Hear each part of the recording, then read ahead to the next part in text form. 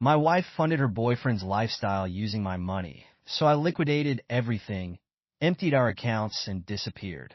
I'm 36, male, Indian-born, and I moved to the U.S. about 12 years ago, fresh out of college with a degree in computer science. I had landed a job at one of those trillion-dollar tech firms, the kind that everyone dreams of getting into.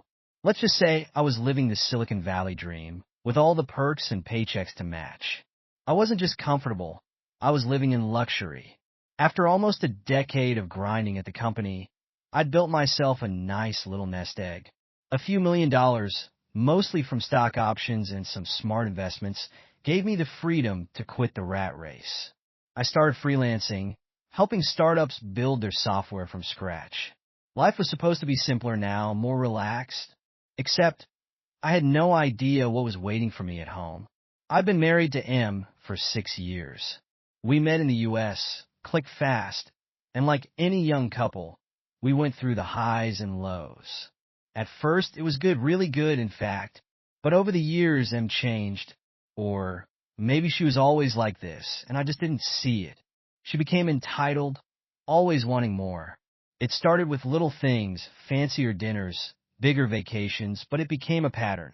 No matter how much we had, it was never enough for her. I was busy working, so I let a lot of it slide. I thought she'll grow out of it. We all want things when we're younger.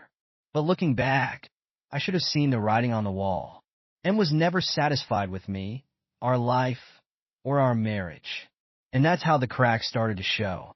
It was a random Tuesday when my life started to unravel. I was at home, working on a software project for a startup, when I got a call from my best friend. He was the only person in the U.S. I trusted completely. We'd known each other since college and had been through everything together.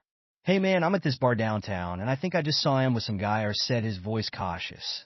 At first, I thought I'd misheard him. "Wait, what? Are you sure?" I asked, my fingers freezing on my keyboard. "Yeah, it's her," or said, his voice sounding more certain. "They're close. Real close. Definitely not just friends. I'm taking some pictures." I felt a pit open in my stomach. I didn't want to believe it. I mean, Emma had told me she was out with the girls. But why would her lie? He had nothing to gain from this. And we'd been like brothers for years. "I'm on my way," I said, grabbing my keys. The drive to the bar was a blur of thoughts. My mind was racing. Was this really happening? Was my wife cheating on me? I kept trying to convince myself that there was some reasonable explanation, but deep down I knew better. By the time I got there, M was gone. Or was waiting outside the bar, his face grim. "She left a few minutes ago," he said, handing me his phone. I stared at the screen.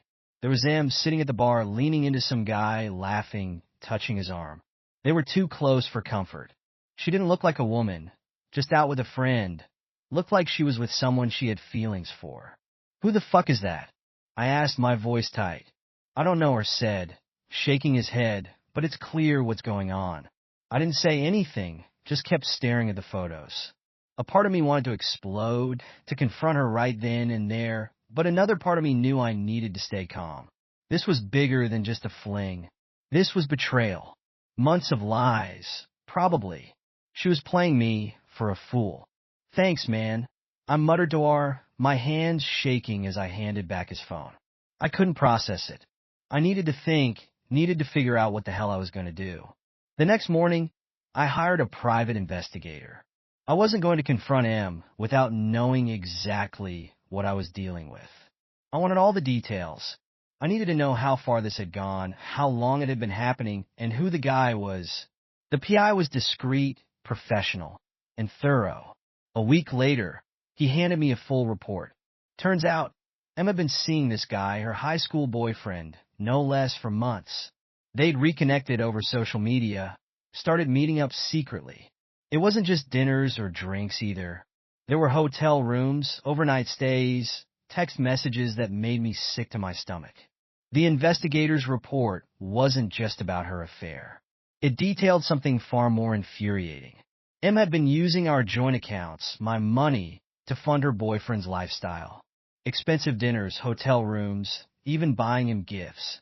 My hard-earned money from years of working in Silicon Valley sleepless nights, stock investments, was being used to bankroll this loser who couldn't even hold down a decent job. The guy wasn't just a fling. He was freeloading off my success, and M was happy to play along. I stared at the evidence. It wasn't just betrayal anymore. It was theft. She'd been bleeding me dry behind my back to keep this guy happy, all while pretending everything was fine between us. All that time, I had been here, busting my ass to give us the life we had. I had trusted her, and she was out there reliving her high school days with some loser who had never moved on.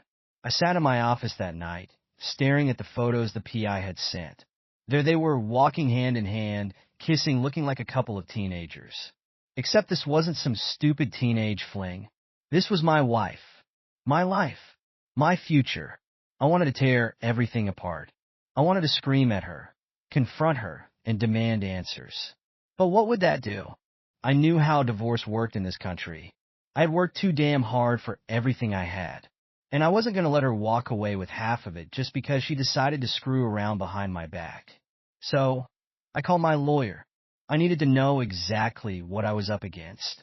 You've been married for long enough that she's entitled to a significant portion of your assets, the lawyer said, matter-of-factly. Cheating doesn't change that, unfortunately. You could lose half of your savings, the house, the vacation property. Pretty much everything is on the table. I sat there in silence, my blood boiling. All of that? Gone to her? After she betrayed me? No way. I wasn't going to let her win like that. I needed a plan, something that would let me walk away without losing everything I'd worked for. And that's when the idea hit me. I'd been thinking about going back to India for a while now. After spending over a decade in the fast-paced, chaotic world of Silicon Valley, I was starting to feel burnout. The endless hustle, the constant noise. It was all too much. The dream of making it big in the U.S. was real, but it came with a cost. I missed the quiet life, the simplicity of home. I missed my parents, who still lived in a small hill station town in India. I hadn't spent much time with them since I moved abroad. And lately, I'd been feeling like I wanted to go back, leave this chaotic world behind, and live in peace. That's when I knew what I had to do. I told Em that the house needed some major renovations. Plumbing issues, electrical work. I made it sound like it was going to take at least 3 months. She bought it. When I suggested we move into an apartment temporarily, she pushed back a little, saying we should stay at our vacation home instead. But I convinced her it was better to stay in the apartment. It was closer to her work, closer to her friends. She relented eventually, too distracted by whatever she had going on with her boyfriend to really argue. Once we were settled in the apartment, I started moving fast. I completed my remaining freelance projects and even outsourced some to other freelancers. I sold the house, sold the vacation home, and quietly liquidated every asset I could. Stocks, cars, bank accounts, everything. I left $1,000 in the joint account, so she didn't run out of money, and started digging into accounts before I left. I moved the remaining money into offshore accounts she had no access to. She didn't even notice. She was too busy with her girls' nights, which I knew damn well were her meets with her boyfriend. Then one night, she told me she was going out again. Another girls' night. I knew it was a lie, but I didn't care anymore. It was exactly what I needed. Once she was out the door, I put my plan into action. I grabbed the essentials: passport, cash, a few important documents, and my laptop. Everything else was already packed. R had helped me arrange everything. He'd been the only person I trusted through all of this, and he'd helped me disappear. I took one last look around the apartment, feeling strangely calm. I wasn't leaving in a rush or in anger. This was calculated. This was my escape. I slipped out quietly, got into the car R had arranged for me, and headed straight to the airport. By the time M would come home, I'd be halfway across the world. The flight to India felt surreal. I wasn't just leaving M. I was leaving behind everything I'd built in the U.S. But weirdly, I felt relief. The weight of the past year, the lies, the betrayal, the constant manipulation was gone. I was free. I was going home. When I landed, I headed straight to the hill station town where my parents lived. It was quiet, peaceful, nestled in the mountains, far from the noise of the big cities. This was where I belonged, not in some chaotic, high-stakes world of tech and corporate drama, but here, where life moved at a slower, more meaningful pace. I took a deep breath, feeling more free than I had in years. R kept me updated. A week after I left, M figured out something was wrong. She came home to the apartment, and everything was gone. The place was empty. No note, no explanation. She called R in a panic, asking if he knew where I was. Of course, he played dumb. She's losing her mind. R told me over text. She has no idea what's going on. A few days later, she tried to access our joint accounts, only to find them empty. Then she tried to go back to the house. That was sold too. Same with the vacation home. Everything was gone. She's freaking out, man. R texted. Filed a missing persons report and everything. But you're not missing. You left. I laughed when I read that. She was panicking, and I was sipping tea, overlooking the hills, thousands of miles away. She had no idea how to find me, and even if she did, she wouldn't get a damn thing from me. Over the next few weeks, R kept feeding me updates. M was scrambling, trying to piece her life back together.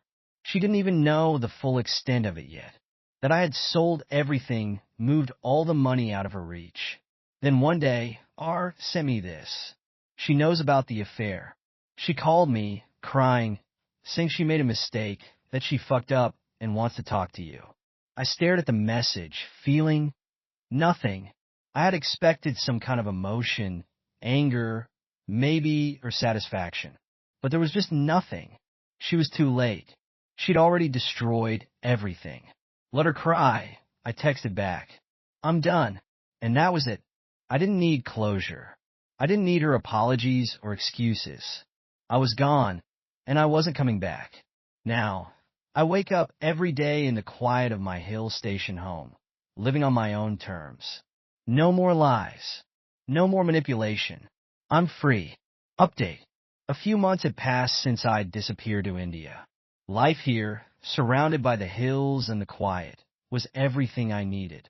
The fast-paced life of Silicon Valley and M felt like a distant memory. Only R knew where I was, and he'd call from time to time to check in. One afternoon, as I sat sipping tea, R called. Yo, man, how's the monk life treating you? He joked. Peaceful. No drama. Just the mountains. It's good, I replied. R chuckled. Well, speaking of drama, I've got some news.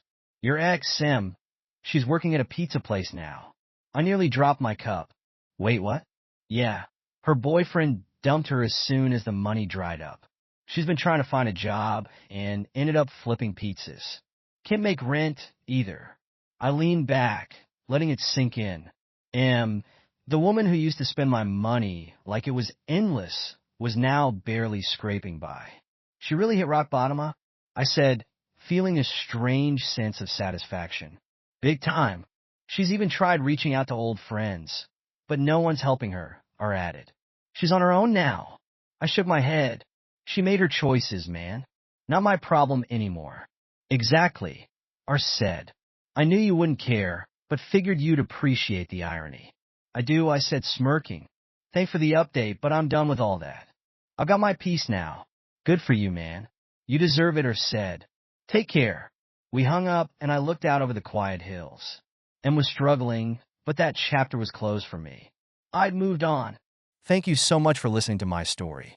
If you have any thoughts, I'd love to hear them. So please leave a comment. Don't forget to like and subscribe if you want more stories like this one.